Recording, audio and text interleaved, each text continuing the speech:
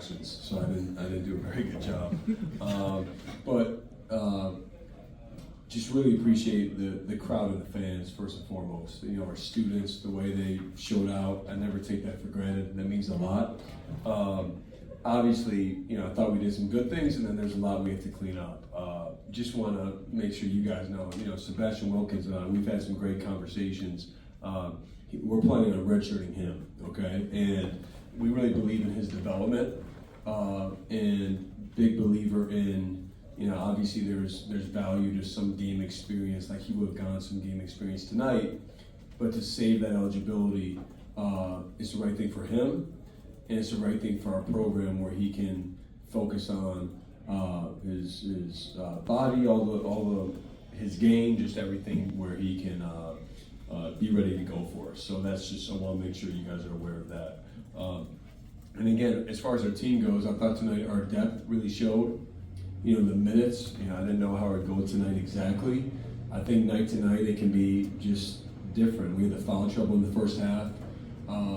And I thought collectively we just did a really good job. Our defense only giving up, you know, 6 points in the first 11 minutes.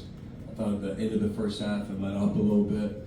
But overall, we're growing, we're building. I'm proud of this team, and we got to continue to embrace where we are, understand what we have to do better. A lot of it's really simple things, to be honest, and then get back to work. So open up for any questions.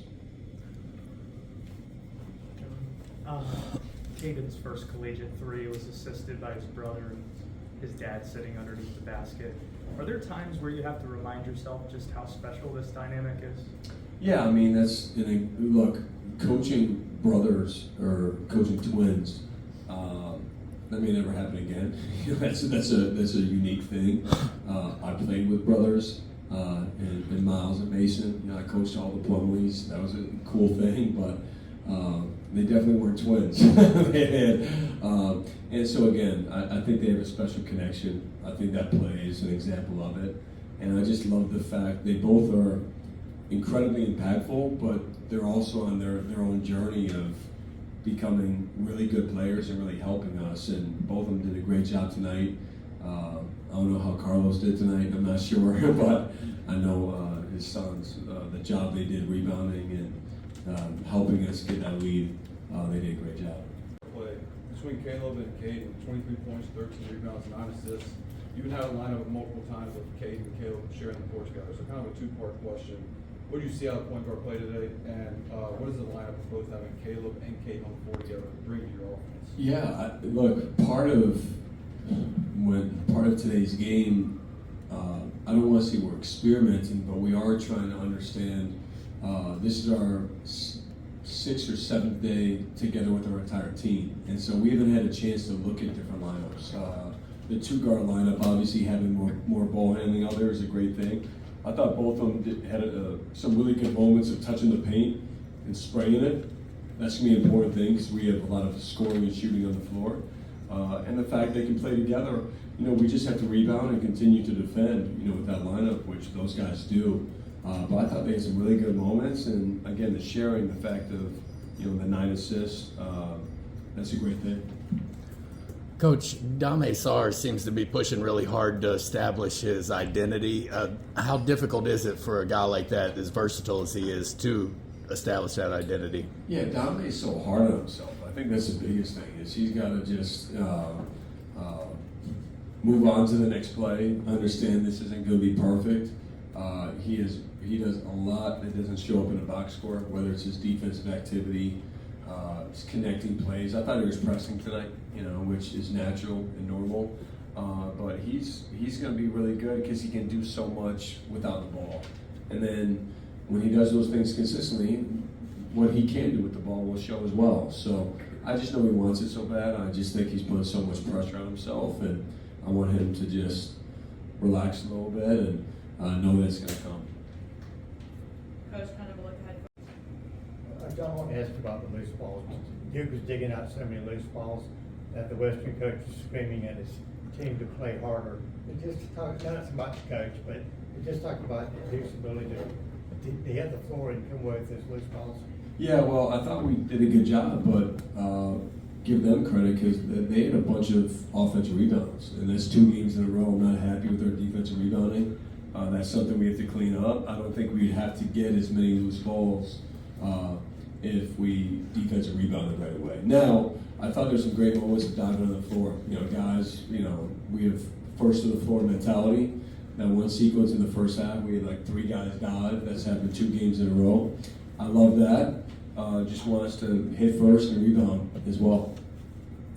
Coach, can you talk about Malik Brown, just the ability for him to kind of battle injuries a year ago, go through the off-season knee surgery, and then come in, 10 points today in 17 minutes, but just him allowing again to come in, he's, getting back to full health. But just what does that mean just for his ball club, guarding 1 through 5? Well, it means a lot, and Malik is not even close to where he will be or who he is as a player yet.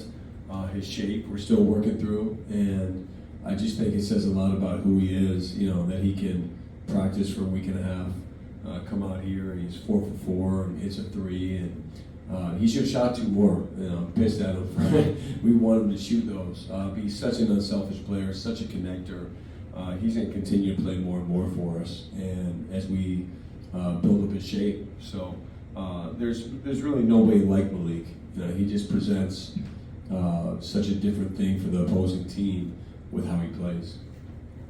John, I think half your shots were from 3 tonight. The first half, you had a size advantage, and more than half were from 3. And you just talked about wanting to maybe take some shots there. Like, what is the sweet spot with this group where you're trying to figure out like that balance of taking the outside shot versus forcing it into the paint where you may have an advantage? Yeah, you should have been in our huddles because I wish you could have reiterated that as well. I thought we settled so much. You can't be a jump shooting team and win. Now, with that said, I mean, if we have open threes, we'll take that all the time. But it has to be a fighting for the rim, fighting for the paint mentality. Especially understanding certain games, we can't be bigger, and that's part of our advantage. And so our threes that we can get are even better once we put more pressure on the rim. So I thought when we did that, I thought actually our percentage in the second half was definitely higher. I know that. I mean, what was it? It was, we shot almost 50% from 3 in the second half. And I thought that was, the quality of our threes were better because we got to the paint easier. So that's something we have to continue to work on. And, but no question we're better once we hit the paint. Last one back here. Only your second game of the season, but you guys had a challenging exhibition schedule playing UCF, Tennessee, then of course Texas tonight. Do you feel like you're further along the 2 games of the season, given the way that you guys started your exhibition into this? Oh man, I don't feel like we are. Mentally, We probably are. yeah, No, physically. I think the experiences we've had has put us in a position to definitely be further ahead. As a coach, I think I gotta remind myself sometimes you can focus on just the negatives or just what we have to do in the exact moment. I think this group, the character they've shown in a short period of time, the experiences they've already been put in, being down on the road for Tennessee and Texas, UCF, it's a close game in the second half. I think that's really prepared us well. And our group has done a great job of always responding, learning, and I think it's no different tonight. Even what we're doing on Tuesday is a different experience. So, end of the day, we did the schedule this way to prepare us to be at our best event, but I felt in real time it's preparing us for the moment even better too. So I think there's no question that's helped us. Thanks, Coach.